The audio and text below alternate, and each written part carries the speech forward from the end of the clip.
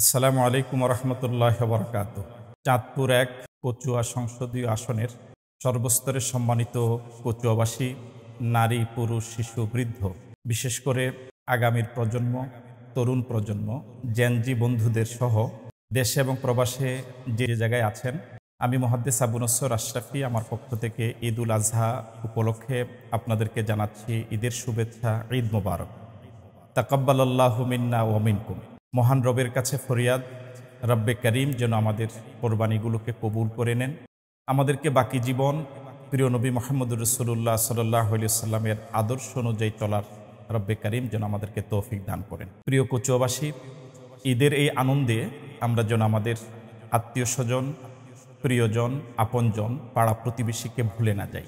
সমাজের অসংখ্য গরিব, অসহায়, দুঃখী, অবহেলিত এবং বঞ্চিত মানুষ এমন রয়েছেন যারা ঈদ উল আজহার আনন্দ উপভোগ করতে পারছেন না, কোরবানি দেওয়ার ব্যাপারে তারা সক্ষম নন।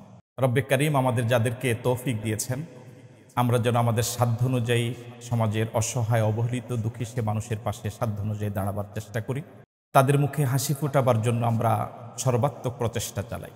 প্রিয় কচুয়াবাসী, আমি আপনাদের কাছে বিনীত অনুরোধ রাখছি, কচুয়া আমার, আপনার, আমাদের সকলের। আমরা সকলে মিলে আমাদের প্রিয় কচুয়াকে সাজাবো।